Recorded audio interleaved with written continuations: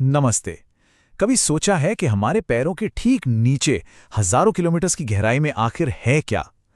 आज हम एक तरह की वैज्ञानिक जासूसी करने वाले हैं, ये समझने के लिए कि हम पृथ्वी के केंद्र के बारे में क्या और कैसे जानते हैं, एक ऐसी जगह जहां आज तक कोई इंसान नहीं पहुंच सका।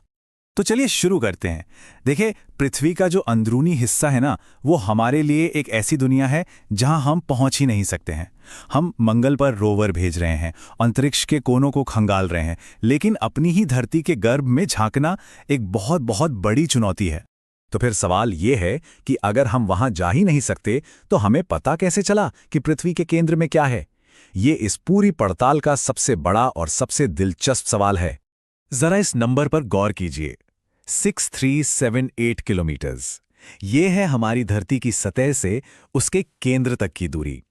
ये इतनी बड़ी दूरी है कि इसे पार करने के बारे में सोचना भी मुश्किल है। और अब जरा इसकी तुलना कीजिए। इंसानों ने आज तक जो सबसे गहरा गड्ढा खोदा है, रूस का कोला सुपर डीप बोरहोल, वो सिर्फ 12 किलोमीटर गहरा है। मतलब ये तो बस सतह को जरा सा खरोचने जैसा हुआ। इससे अंदाजा लगता है कि ये चुनौती असल में कितनी बड़ी है। तो जब हम सीधे सीधे वहां पहुंच ही नहीं सकते, तो फिर वैज्ञानिक क्या करते हैं? वो एक तरह से जासूस बन जाते हैं। वो पृथ्वी की बनावट को समझने के लिए हर तरह के सबूत और सुराग इकट्ठा करते हैं। और ये जो सुराग हैं, ये मोटे तौर पर दो तरह के होते हैं। डायरेक्ट सोर्सेज, यानी जिन्हें हम सीधे देख और छू सकते हैं, और इनडायरेक्ट सोर्सेज, जो हमें दूर से ही अंदर की खबर देते हैं। डायरेक्ट सोर्सेज में वो चीज़ें आती हैं जिन्हें हम सचमुच छू सकते हैं, जैसे खदानों से निकाली गई चट्टानें, ज्वालामुखी फटने पर जो लावा बाहर आता है, या फिर गहरे समंदर में ड्रिलिंग करके निकाले गए सैंपल।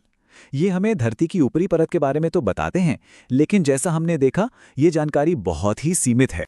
और यहीं पर इनडायरेक्ट सोर्सेज की भूमिका आती है, जैसे कि उल्कापिंड, जो उसी पदार्थ से बने हैं जिससे हमारी पृथ्वी बनी है, या फिर गुरुत्वाकर्षण और चुंबकीय क्षेत्र में होने वाले बदलाव, और सबसे सबसे जरूरी, भूकंप से पैदा होने वाली तरंगें, यानी सीस्मिक वेव्स।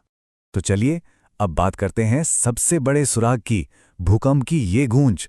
ये तरंगें एक तरह से पूरी धरती का अल्ट्रासाउंड कर देती हैं, जिससे हमें अंदर की एक धुंधली सी तस्वीर मिल जाती है। अब भूकंप होता क्या है?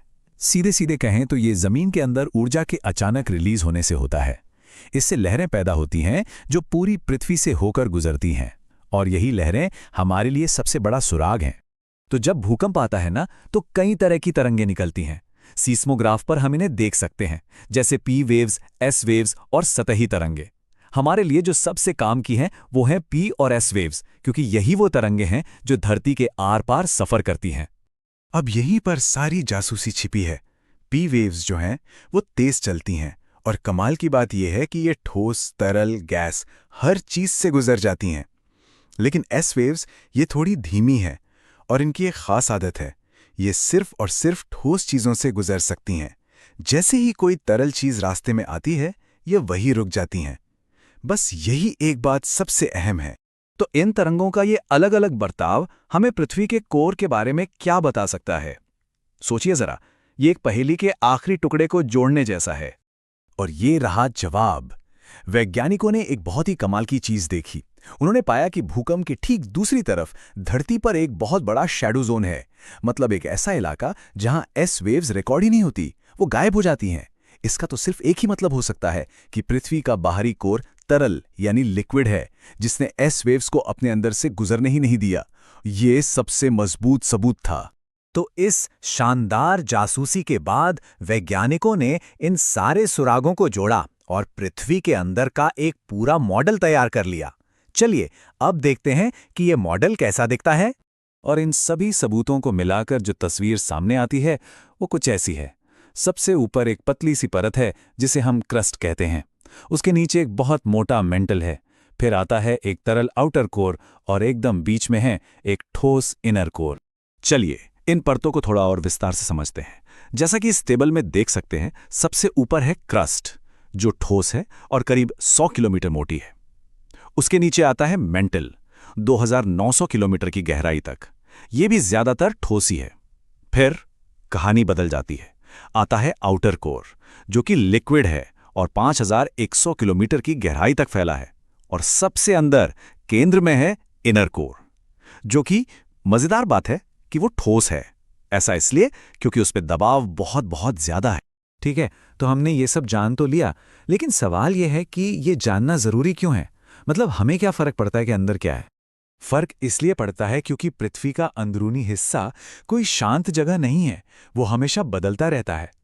अंदर की गर्मी की वजह से जो हलचल होती है वो सीधे सीधे हमारी दुनिया पर, हमारी जमीन पर असर डालती है।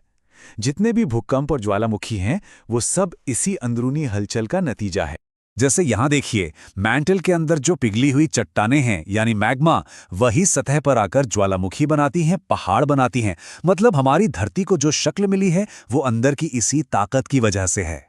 तो एक बात तो साफ है, हमारा ग्रह अंदर से जिंदा है, धड़क रहा है और लगातार बदल रहा है। अब सवाल ये है कि ये हमें भविष्य में अपने कौन से नए राज बताएगा। ये एक ऐसा सवाल है जिसका जवाब वैज्ञानिक हमेशा ढूंढते रहेंगे।